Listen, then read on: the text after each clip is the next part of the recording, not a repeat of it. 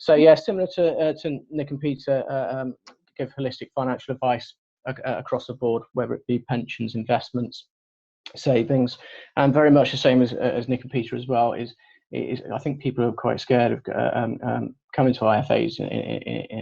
Sometimes it doesn't cost anything to get a sense check. And if things need to be done, then at least you get peace of mind that you may need to make changes in the future. So I'd urge you to speak to Nick, Peter, or myself. It's very unusual for three of us to be on the call. Soon as there's only 22,000 financial advisors left in the UK, we're a bit like black rhinos now. We are a dying breed. So having three of us is quite a lot. So I work for Schroders Personal Wealth. We've got 400 years of combined experience. We're a fairly new company, just under 2 years old. Combined with Lloyds Bank, who own 50.1% of us, and Schroders themselves, who are the UK's biggest fund management company now, looking after about £160 billion worth of assets. And Schroders Personal Wealth itself now is about £26 billion. So it's a big company with a lot of backing, so it gives financial security. So there was about 300 advisors across the UK. Myself and two others work around this area. But as I said, pick the brains of myself, Nick, or Peter. We're all qualified to do what we do. So don't be shy of pinging us an email and asking any questions as we go through. So this morning, really, it's more of a, I'm not going into any technical bits, really. It's more about getting people to think about retirement and start to think, yes, at some point I would like to retire. And your journey through life can sometimes be more complex, and people put retirement planning to the back foot because we start life, we enter a relationship, we buy a house, mortgages are expensive, we have protection on the mortgage, the kids get more expensive, as I'm finding out now with a 9 and 13-year-old, where they want trainers which are £150 a pair, which horrifies me, but that's the way things are now. So money's not always there to kind of think longer term, and most people are thinking generally shorter term because they're more worried about day-to-day costs, especially in COVID and everything else, as we've seen at the moment. But as we go through life, I think we start to think about retirement a bit more when we get to our 40s. I certainly did, because I'll show you some bits in a bit which kind of shows you how long you've got to retirement, which is quite depressing in a way. And I think the biggest issue why people don't talk about pensions is because no one wants to get old. That's the reality. If you start thinking about pensions, you think, I'm getting old, and therefore that's quite a depressing thing. I actually look the other way. I think everyone works hard all their lives, and I think even in COVID now, we've probably all increased our hours rather than decreased our hours. So you might be driving less. I was generally in a car 2-3 hours a day, but I now find myself starting earlier, generally to hide from the kids for the last 4 months. And you end up working probably slightly longer in the evening because you have to. I'm sure Nick and Peter will probably agree with me. I've been manically busy over the last year, and I think the reason for it is more time on their hands. So they've had more time to think about their finances and think about, I'm getting 0.1% interest on my savings. I haven't looked at that paperwork, which I've had, sat in the desk in the spare room for the last 6 years. So people have started to think about things a bit more. So it is really a good time at the moment to start to have a look at your finances and have a look at what planning you've got in place, because actually when you start to plan it, it's not as scary as when you don't know. The don't know is everyone thinks that I speak to that they're not going to retire until they get state pension, and state pension is not going to help them because it's not going to be enough money.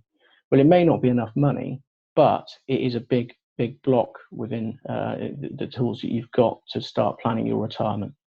So when you get to retirement, it's then really about utilising that money and making the most of it and planning it. What do you want to do in retirement? Because that's why so many people are scared of retirement. It's also not knowing what you're going to do. And we see it all the time. As I said, my colleagues on the call will probably say the same, is if you haven't planned your retirement, it can be quite a depressing place. Because if you haven't planned what you want to do, you have a lot of time on your hands when you're speaking to your husband or wife all the time. And as we've seen after COVID, I can't wait to get out the door now. But the fact is you're used to speaking to 20 people a day. and then you go to sitting looking out into your garden, you need to plan these things. So I'd urge you all to start thinking about it now, really, rather than later. So it's really, today is looking at managing your retirement income, passing on your wealth, which is something else which we don't think about. See if we've got time to look at that, but I will send the slides around. There's some things in there, because it's not just about hopefully you've got more than enough funds which are going to last you your lifetime, but then it's also thinking about, is there going to be any impact on my children going forwards, or whoever I leave my estate to? So planning retirement. How much do we really know about pensions? Well, 54% of people are concerned about running out of money in retirement because they don't know, and that's the biggest issue. 68% of those with financial worries say it negatively impacts their mental well-being. I think most people have always have had points in their lives where they've been concerned about money and jobs and things like that. 34% of self-employed people are not saving anything in retirement, and we see that quite a lot. Just pointing out a couple more, 21% have had worries about their pensions due to coronavirus. And 19% of people have seen a drop in income due to coronavirus. So then retirement planning probably goes to the back foot, because you're more concerned about what's coming in than what's going out. So we all have peaks and troughs, so with money. So it's trying to save when you can into your retirement planning. So what are the main types of pensions available in the UK? We'll cover state pensions in a moment. Everyone generally is entitled to a state pension, and we'll have a look at that in a second. We also have workplace pensions. A lot of you would have had pensions from many moons ago, pensions from when you were 18. When was the last time you all looked at those pensions to see what they're worth now, and what they do and what they are? Defined benefit pensions, the old final salary pensions. Some of us on the call may have the old final salary pensions, which give you a guaranteed income for life. They're like the gold star of pensions. And defined contribution schemes are generally normal pensions where what you put in is what you get out. So the more you put in, the more benefit you're going to get at the end. Workplace pensions, some of you may be offered workplace pensions. Their workplace pensions were set up by the government, and it means the employer has to pay in and the employee pay in. We find a lot, I've dealt with businesses in the past, and a lot of people just didn't join them. Said, no, I'm opting out. I don't want to join a workplace pension. Why should I do that? What benefit is it to me? It's money for nothing. People are putting, your employer is increasing your salary technically by putting into a pension for you. So we'd always urge you to do that.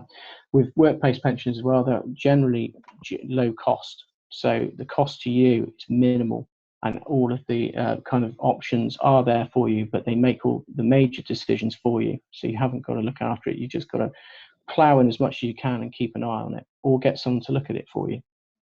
So they can be, 3 different types of pensions: stakeholder pensions, which people may have heard of, personal pensions, or self-invested personal pensions, which are a bit more bespoke. They're all options, but generally your company would have set one up for you. Or if you haven't, you can certainly set up a personal pension yourself quite easily, or you can speak to one of us and we can guide you through it. And getting a review of that is always a good idea, because, if you leave it 10 years and you've been putting in £50 a month, in 10 years' time, and you've got good salary, that's not going to give you a huge pot of money. One of my best friends is very good at what he does. He builds staircases for a living. He's done it for donkey's years. And, I've always said to him, put more into his pension. And I've known him since 18, and I'm 40, blah, blah, now. And he's still paying him £50 a month.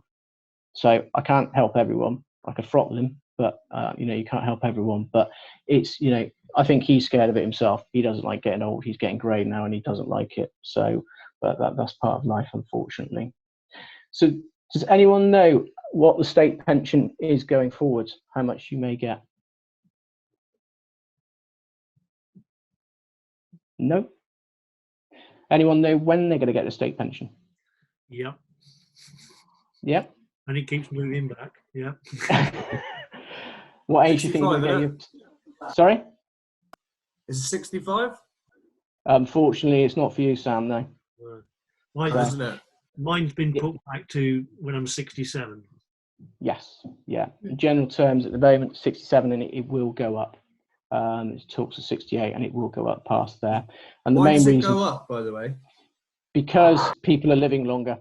That's the reality. So the problem is we've got more aging population, more people relying on state pension. The government can't afford it at the end of the day. So it will keep going back, because the average age of people living in the UK has gone up significantly over the last 20, 30, 40 years. And therefore, you're going to have to wait later for your state pension. And therefore, it's more important to put into a personal pension or a workplace pension, because if you don't want to retire at 68, which most of us probably don't, some people do, some people love working. But I think then it's the fact that if you're working past 67, 68, and you've got the money to retire, but you're working because you want to, that's a completely different mindset than working because you have to. So based on that, you will get, as it stands at the moment on the new state pension, so for yourself, Sam, it would be about £175.20 per week. And that is based on the fact that if you've paid national insurance contributions for 35 years, so you have to have qualified national insurance for 35 years. And it's very easy to check that, and it takes minutes. So you can go onto the gov.uk, check state pension, put in some details like your national insurance number and things like that, and it will tell you exactly how many years national insurance. You'll probably be quite surprised. I've got national insurance from when I was 16, because I did some jobs then, and I didn't realise it, until later on, that actually I paid national insurance, and therefore that was a benefit. Also for people, people who have children, if you've had child benefit paid to yourself, that also qualifies as national insurance contribution for that year. So up until the children are 11, Nickel P might correct me on that. But so if you have had time off with the children, then you still potentially would have had national insurance contributions. So a quick thing, first thing to do is to go and have a look and see how much you're going to get as a state pension.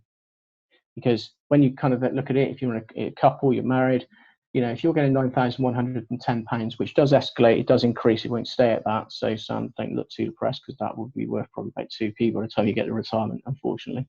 That is still £18,000 a year that you would have as an income. And if you kind of start to, draw a line on a piece of paper and think, right, what are my outgoings now? What do I spend? What do I want to do in retirement? How much am I going to spend on holidays? Write it all down. Write everything you want, the cost of coffees that you go and have, not at the moment, but in normal. And write it down and think, right, I'm going to need a certain amount of money at a certain point in time. So if I want to retire, this is how much income I'm going to need. So at 67, I know I'm going to get £18,000.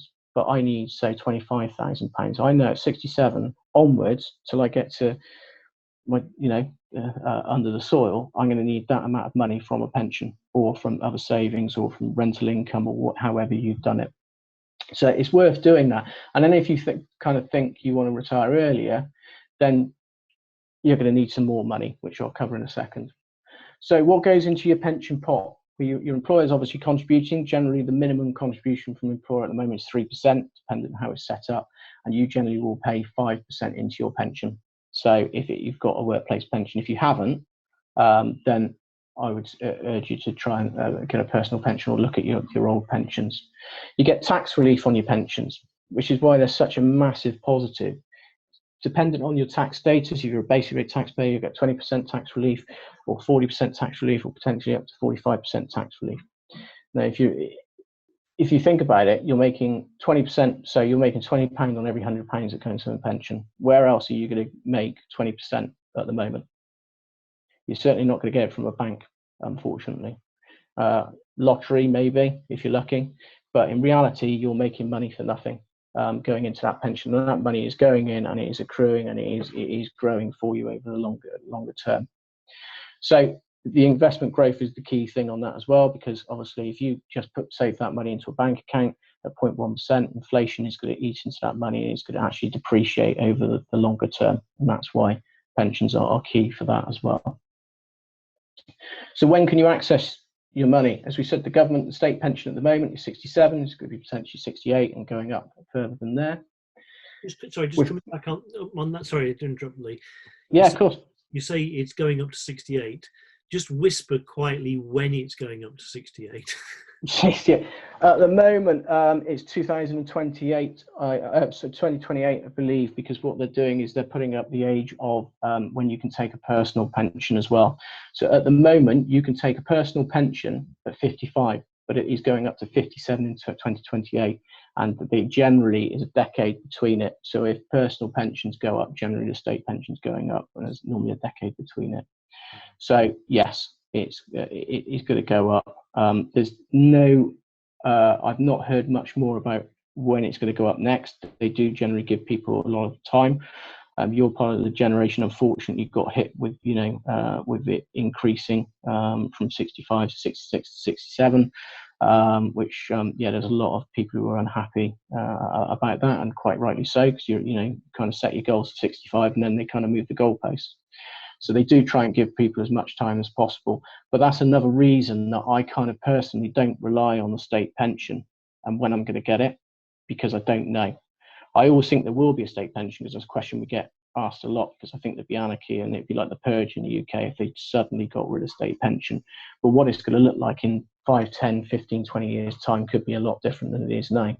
So, I could try not to rely on it and try and put as much away into pension as I can, and tell my son he doesn't need £150 trainers. A £20 pair of high techs will do. So, but not always going to get away with that. So, and company pensions, company pensions generally, when you get your statement through, will say, if there's a group personal pension or something, we'll normally have a normal retirement age of 65 on there, which is quite archaic, seeing as the state pension, because it used to coincide with state pension. Generally, that doesn't mean you have to take your benefits at 65. You can take them generally earlier, dependent on how it's set up. If it's a defined benefit scheme, like a final salary scheme, then generally, if you take them early, you can be penalised. So again, I would speak to Nick, Peter, or myself, have a chat to make sure you're not making the wrong decision, because you could lose quite a lot of benefit by taking them early at that point. So, any questions on that? Because I'm conscious I talk a lot. So, tax savings into pensions and what you actually could get out. So I base this on someone at Samantha who's 30 years old and wishes to retire at 65. So she doesn't want to wait until she's 68 potentially to get her pension. So at the moment, she's actually paying in £100 a month net contribution, which equates to £125 going into the pension. So she'd make £25 straight away going into the pension. Now, what that would actually mean to Samantha at 65, it's basically giving you a projection here that she would get about 92,800 as a pension pot. So nearly 100,000 by just putting £100 a month away for that period of time. Now, the way she can take that is you're entitled to take 25% of your money tax-free from a pension. Generally, everyone jumps at that and says, yes, I'm going to take the 25% tax-free cash because I can. I always say, have a think about doing that, because if you're taking the tax-free cash out of the pension and you're just going to put it in a bank account only 0.1%, you're actually, your money's going to lose. If you've got plans for that money, great. A lot of people will be using it in the future, I think, for paying off mortgages. They may want to go and buy a camper van, travel the world, whatever. If you've got plans for that money, great. If you haven't, you're going to leave it in the bank account. It might be just as well to actually leave it in the pension and take it out as and when you need it. Now, the old way we used to take pensions, and this projected monthly income you can see on the screen here of £143, that is based on annuities, which is quite an old word you never probably hear anymore, but it's a guaranteed income for life. But unfortunately, with annuities, they are based on interest rates, etc. in the UK, and with interest rates being so low and people living longer, the annuity rates are actually pretty pitiful at the moment. So they can still be useful for some people who are not very good with money, but there are other ways you can use your pension fund now without having to take it as a guaranteed income. The other thing a lot of people don't like about taking the annuity is once you've set up the annuity, that is it for life. Now, you can have a widow's benefit on there, but then you get less of an annuity yourself.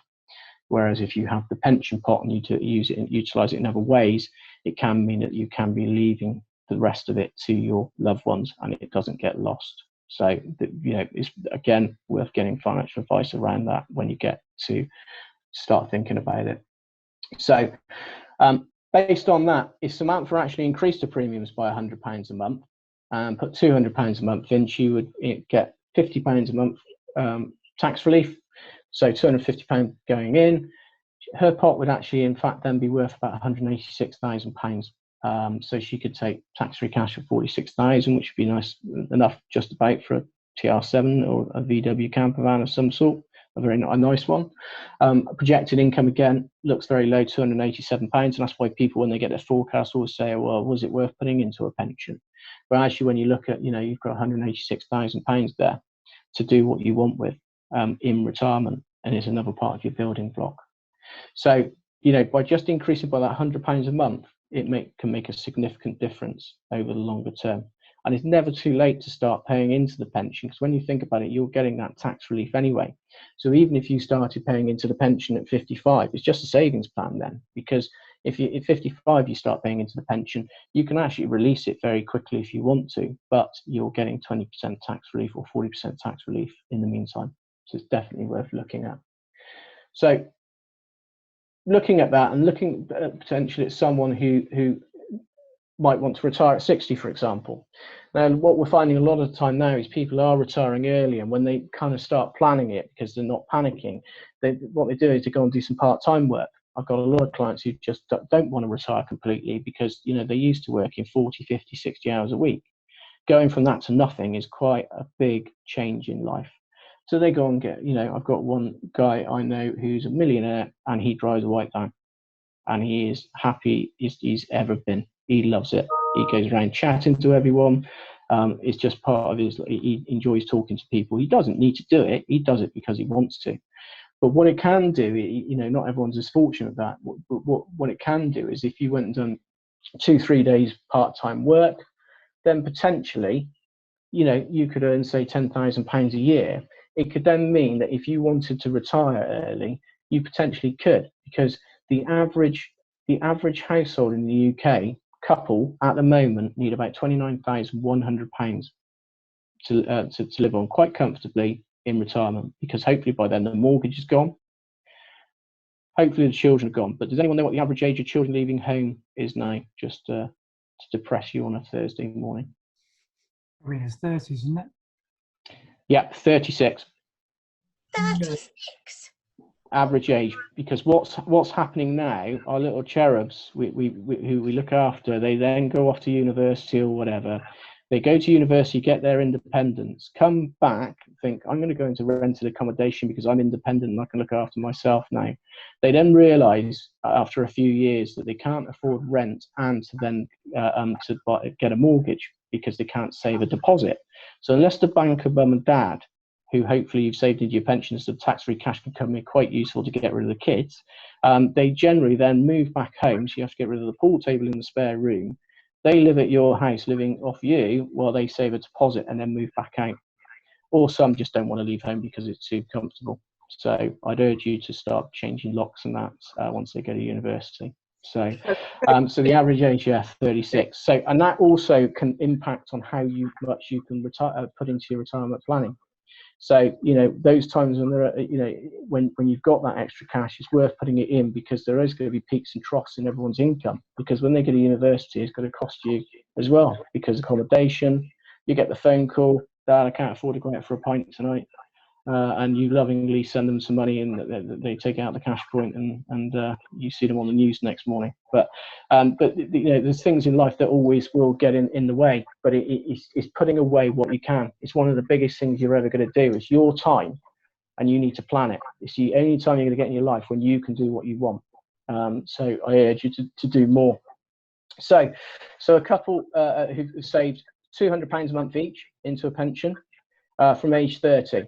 They want to retire at 60. So what they're going to do is they're going to go part-time. So because they're going to get about 10,000 of income, they're going to need about 19,100 a year for 5 years to kind of prop that up. So that's going to be about £95,500 that they would need. Then at 65, they've decided they've had enough now. So they're just going to fully retire. The golf club's calling, they want to go and play golf more. So they're going to need £29,000 a year then for 2 years. So they're going to need £58,200 for those 2 years. Then at 67, the state's going to help. So the state's going to give them, an income of £18,200 each. So they're only going to need about 10,900 of the pension pot to actually prop up their 29,000. This is not including inflation. I'm just trying to make it as simplistic as possible. So in reality, when you look at it, they're going to need 95,000, 58,000, and 196,000, because I'm killing everyone off at 85, because national statistics, that's all I'm using. Is some people will live longer and some people won't. So in reality, they're going to need a pot of around 349,000. Now, everything will go up with inflation, but if you think about it, if your money's in a pension pot, then that's still going to be increasing potentially as well and beating inflation. So when you work out 349,000, and we look at the slide before, which was telling us that, you know, that if we put £200 a month for that period of time, you'd get about 186,000 each. In reality, if both couples were paying in £200 a month net into their pensions, that would be £372,000, and they'd have a very comfortable retirement. But it's about planning it. And most people don't get to that point. They just panic that they're going to have to wait to 67 to retire. And in fact, they probably won't. With the right planning and the right conversations, and, you know, a bit of an arm around the shoulder saying, yeah, you're fine, you know, and keep planning in the right way, then you will reach your goals. And that's what really, that's what we're about. I know we're running out of time. So flexible drawdown, as I mentioned in annuities, flexible drawdown means you can take out what you want from your pension when you want. So you can then really plan it. If you've got two pension pots as a couple, you can use your personal allowances, so you can keep the tax down as little as possible and use your tax-free cash. You don't have to take your money out of your pension. You might have other savings, and that can also be very tax efficient in the fact that you know, money in pensions doesn't form part of your estate for inheritance tax, for example. So there are other benefits to pensions as well. So I am conscious we're out of time, aren't we, Yvonne? Can't hear you, sorry. But just to think, 5 minutes, is that okay? yeah, it's loads of time. So when you're looking at retirement, you start thinking, you know, people are living longer. Females born in 2016 will live to 100 plus. 20% of males who were born in 2016 will live to 20 plus. They actually think that genetically, you can read it online, it's not just me saying it, is that they think that there's children being born now who will live to 130, which is quite frightening. Yeah. So you've got to think longer term as well, that, you know, your retirement, you know, yeah, my dad died young, unfortunately, but that doesn't mean necessarily I'm going to, because I'm probably slightly healthier than he is now, although COVID's probably put a bit of a dent in that with the amount of food I've eaten over the last year. But in reality, we are living longer. So that pension pot is going to have to last you a lot longer than you think, which is a good thing. My neighbour was 86 yesterday. He's still chopping cheese down in his garden. So I'm hoping I'm going to be like him, to be fair. So how many days have you got until your retirement? I won't shout them out, but you can see on the screen, which is a bit depressing. Oh.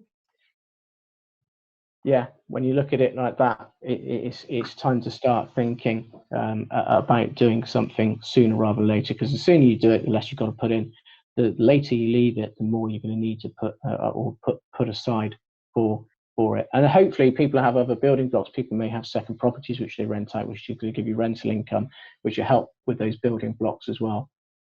So you can put up to 40,000 into a pension a year, depending on how much you earn. But if you earn over 40,000, the maximum you can put in is 40,000. If you earn 20,000, you can only put 20,000 in. But the maximum you can have in a pension, well, with the reliefs, is £1.073 million, which sounds a serious amount of money. But with workplace pensions and that now, I'm seeing it more and more. And I think we're going to see it more in the future, because, you know, if someone at 20, 21 is putting into a pension for the next, 45, 50 years, and they're putting it at a reasonable rate, and with growth, we are going to see people going over that a lot more going forward, hopefully, because then they're getting the right advice and getting the right planning. So there is some bits on here, but I'm conscious we are out of time about inheritance tax, which I'll send through. It's just I'll send through the slides anyway, so it's just giving you a little bit more information about inheritance tax and how you can kind of alleviate or help with it. But again, if you are looking at inheritance tax planning, speak to Nick, Peter, or myself, because that's what we do. Same as I will come to you if or kitchen or anything else, because I'm used to it. I'm not going to fit a kitchen, and the costs of advice are not as much as most people think. They are very, very reasonable. So, but that's it in a nutshell. So thank you for listening. Sorry to bore you about pensions and dying and retiring for the last 20 odd minutes, but hopefully you might find a bit of it useful.